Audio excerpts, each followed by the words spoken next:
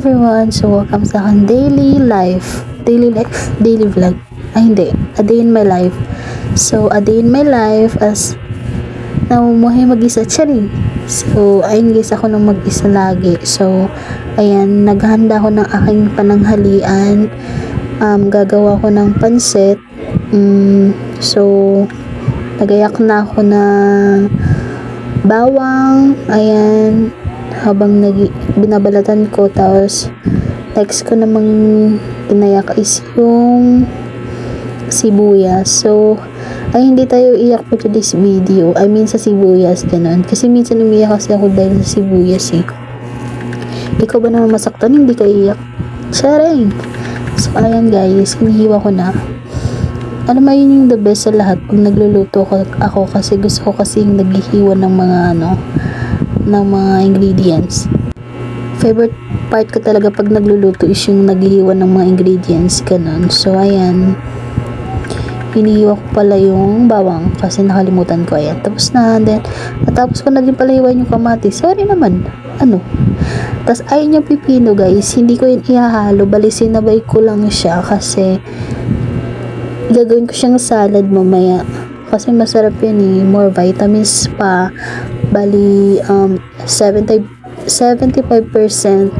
ng pipino is water, so maganda yan sa kalusugan, ganun. Pero hindi ako sure pero maraming tubig yung pipino, kaya maganda yan sa may mga UTI or sa basta mas masustansya, ganun. So hinihiwa-hiwa ko lang din siya ng maliit kasi habang inaantay ko maluto yung lulutuin ko mamaya is kakain muna ako ng salad. So ay naluto na guys, kumain na ako kasi mamaya may gagawin ako. So ayan, ganyan lang yung routine ko araw-araw kasi ako lang naman mag-isa sa bahay, ganun.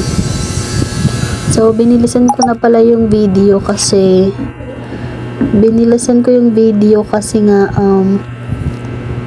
nga mahaba kasi mahaba yung video ko boring naman. So ayan, pinapass forward ko lang. So ayan, masarap guys.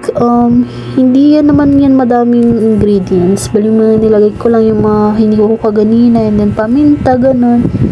Pansit, yung pansit kasi may lasa na, kasi parang hinalo ko lang siya. Ayan, satisfied naman siya. And then yung tubig ko guys may lemon kasi mas masustansya kasi pag yung tubig natin may lemon. So minsan lang din naman ako nagaganyan kapag may time lang na makapagpamalengke, ganun, kasi mahal kasi yan guys, 3 piraso 50, diba?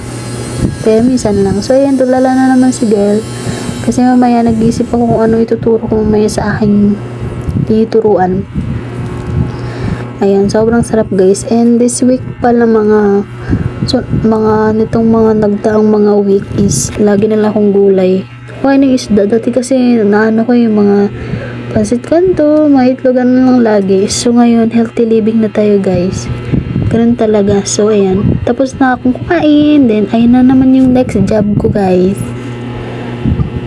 Nagtuturo ako ng bata, taga dito sa amin, nagtututor ako sa kanya. So, yung tutor na yun guys is, sinuturan ko siyang magbasa, pinapaalala ko sa kanya kasi malapit na yung pasukan, and then, binibigyan ko din siya ng assignment. Yung purpose ko dun guys is para matrain yung yung kamay niya sa pagsusulat, ganun, kasi nahirapan pa siya magsulat ng maayos. Kasi 5 years old pa lang naman siya guys, kinder pa lang yata, ganun.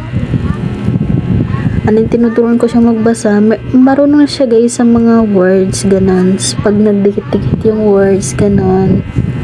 Mahina nga lang pero may progress kasi halos kahit hindi ko na siya turuan, naalala niya na. Pero minsan nakakalimutan niya, ganun. Ayan, yung tinuro ko dyan guys is kahit lang, yung pang bata, ganun. Minsan tinuturuan ko siya ng numbers. Tapos yung mga bata kasi guys, pag nag-tutor kayo, bali yung interest niya sa pag-aaral nasa 30 to 45 minutes lang, ganun. So kailangan mo talaga siyang parang mahaba yung pasensya mo, kailangan mo ng minsan maglalaro-laro kayo, ganun, mag-uusap-usap kasi kahit nga tayo di mo matatanda, naboboard nga tayo So ayan, minsan naglalaro kami, ganun.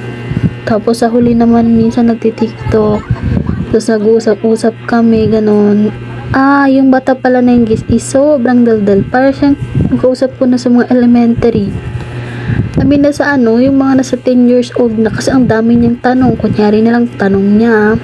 Yung tanong niya na masasakit. Kunyari na lang, may jowa ka na ba? Ganon, kung anong oras ka natutulog. Ganon yung mga tanong niya. Sobrang mature niya guys. So, ay tinuturuan ko din siya magsulat, ganon, habang ako naman isag-isip kung ano ituturo ko next time, and then sinusulat ko kung ano din yung mga tinuro ko sa kanya ngayong araw, ganon.